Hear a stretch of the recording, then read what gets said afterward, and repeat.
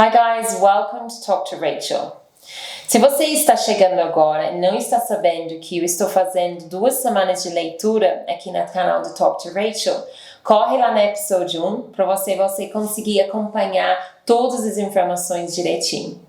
Estamos lendo um livro sobre Sherlock Holmes que foi adaptado por pessoas que estão aprendendo inglês. Está tendo bastante acompanhamento dessas atividades dentro do meu grupo de Telegram, com a transcrição do livro e também com acesso de quizzes sobre o conteúdo. Então corre lá também para você conseguir acompanhar, aproveitar ao máximo.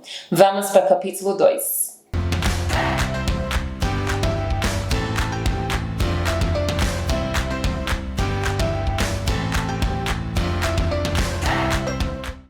Antes de começar, eu quero lembrar vocês de inscrever no meu canal no YouTube, porque é lá onde vai estar todos os episódios de Sherlock Holmes e outros vídeos ajudando você com sua jornada de inglês. Lembre de ativar as notificações e deixa seu like para esse vídeo também. Vamos para o capítulo 2. Mr. Harker's bust was from Harding Brothers' shop in the High Street, so Sherlock Holmes and I walked there together. Mr. Harding was not there. Holmes was not pleased by this. "We'll come back in the afternoon," he said to Mr. Harding's assistant. "And now, Watson, let's visit Mr. Morse Hudson's shop. Dr. Barnicot bought his busts there." Morse Hudson was very angry about the broken busts, but he answered all Holmes' questions. The busts were made by Gelder and Company in another part of London, he told us. "I can't give you more help than that." But when Holmes showed him the photograph from the dead man's pocket, he cried, "That's Beppo!" "Who's Beppo?" asked Holmes. "He's an Italian. He worked in my shop for a time, a useful man, but he left last week. I don't know where he went. He left 2 days before the bust was broken." We thanked Morse Hudson and left his shop. Holmes was quite pleased with what the shopkeeper told us. He decided next to visit Gelder and Company, the factory where the busts were made.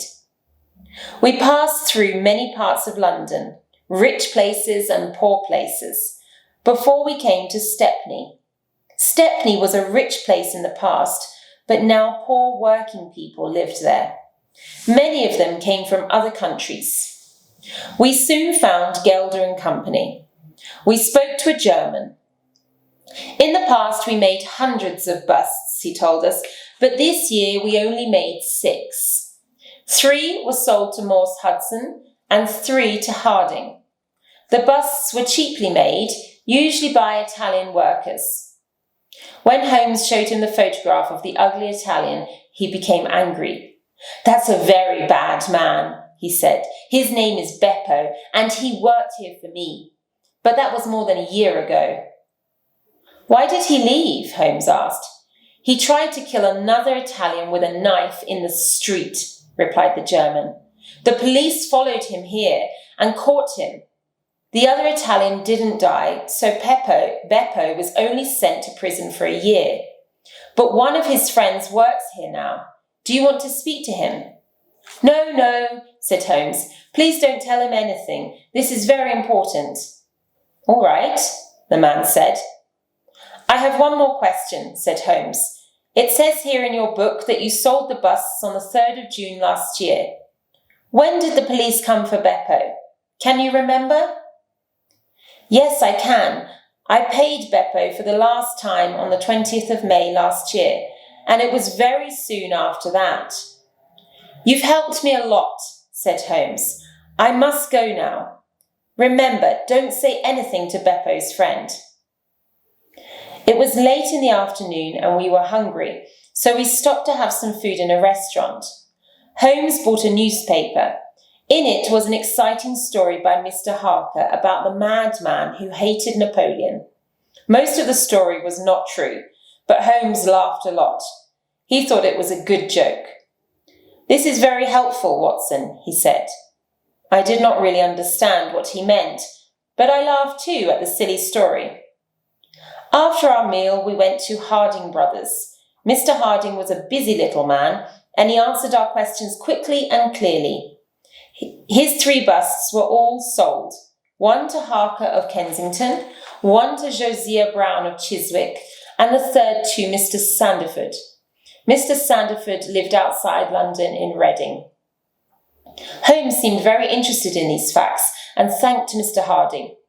It was late, so we hurried back to Baker Street. We had to meet Lestrade.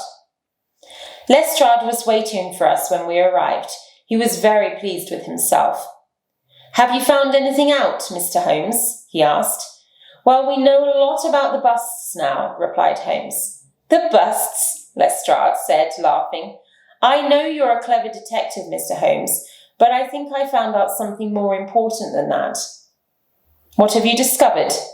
"I now know who the dead man was, and I think I found a motive for his murder." "Very good, Mr. Lestrade." Holmes smiled and waited. Lestrade continued. "We have a detective at Scotland Yard who knows many of the Italians in London. He knew this man very well. His name was Pietro Vengiuski, a thief and a very dangerous man. Vengiuski worked for the mafia. He punished people who broke the rules of the mafia. That was his job. Usually he killed them. I think the man in the photograph broke the rules. Vengiuski was following him. They had a fight and Vengiuski was killed." Holmes smiled and said, "Very good, Mr. Lestrade, very good, but I still don't understand why the busts were broken." Lestrade almost shouted at Holmes, "Those busts aren't important. Can't you forget them, Mr. Holmes? A man will only go to prison for 6 months for breaking busts. Pietro Vengiuski is dead. That's what interests me." "I see," said Holmes quietly. "What are you going to do next, Mr. Lestrade?" "I'm going to go to the area of London where the Italians live. I want to find the man in the photograph. Do you want to come with me?" Holmes did not seem very interested. "No, thank you. I think that we can find him more easily in another place tonight." "Really? Where?" "At an address in Chiswick. If you come with me tonight, I will go with you tomorrow," said Holmes. Lestrade was surprised, but he agreed. The 3 of us had an early dinner together. Then Holmes told Lestrade and me to rest until 11 o'clock. Holmes did not rest. He spent the time in his room looking at some old newspapers. He was, I thought, probably looking for some facts about Vengiuski or Beppo. Lestrade and I woke up at 10:30. Holmes was waiting for us. He told me to bring my gun. I noticed that he took his favourite strong walking stick with him. We quickly drove to Chiswick, and Holmes took us to a large house in a dark street. The house, too, was dark and quiet. The people inside were probably already asleep in bed. "I'm glad that it's not raining," said Holmes quietly. "It's possible that we'll have to wait a long time. We mustn't smoke and we must be very quiet. I hope we're going to discover something tonight." We only had to wait for 5 minutes. The garden gate suddenly opened and a man ran quickly down the garden path towards the house. We could not see his face. It was too dark and he was moving too quickly. He disappeared into the darkness and we waited in silence.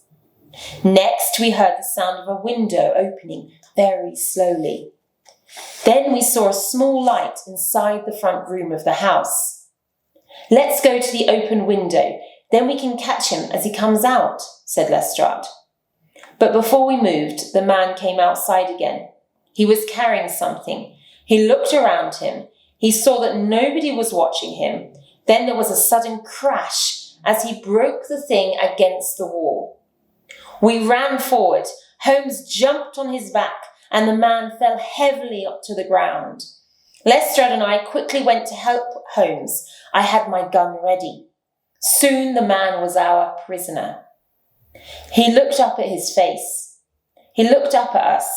His face was very ugly. We could see that he was surprised and angry.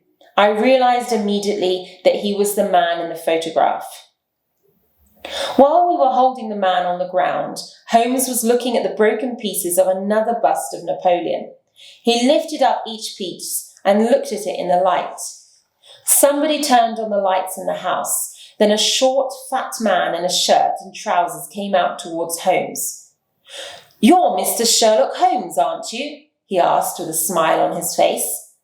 "That's correct," said Holmes. "And you are Mr. Josiah Brown?" "Yes, sir. We did what you told us. We locked the doors to the house and we turned off the lights. Then we waited very quietly." "You've done very well. Please come inside and have some food and drink." Holmes thanked Mr. Brown, but Lestrade wanted to take the man away, so we all drove to Scotland Yard. The thief said nothing, but he looked at us all the time. His ugly white face was like an animal's. When we arrived at Scotland Yard, the man was searched. He had nothing with him except a long knife with dry blood on it and a little money. As we were leaving, Lestrade said, "Well, Mr. Holmes, I must thank you for all your help. My ideas were correct, don't you agree?" Holmes smiled and said, "It's a little late at night now for me to explain, but I think the business of the busts is very important. It's much more important than you think. Can you come and see me again at 6 o'clock tomorrow evening?" "Of course," said Lestrade. "I'm always happy to visit you. I'll be pleased to come." As we were going home, Holmes said to me, "Lestrade is a good detective, but he doesn't understand everything about this case. I think this is a very unusual case, Watson."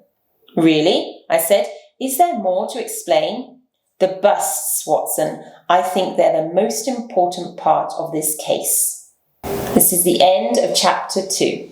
Lembre que você consegue acompanhar a transcrição desse capítulo lá no meu grupo de Telegram, junto com um quiz para você participar, praticar sua aprendizagem, sua compreensão. Qualquer dúvida sobre vocabulário, por favor, comenta aqui embaixo, eu vou tirando dúvidas para vocês, ok? Eu vejo vocês para capítulo 3. I'll see you next time for chapter 3. See you soon, guys.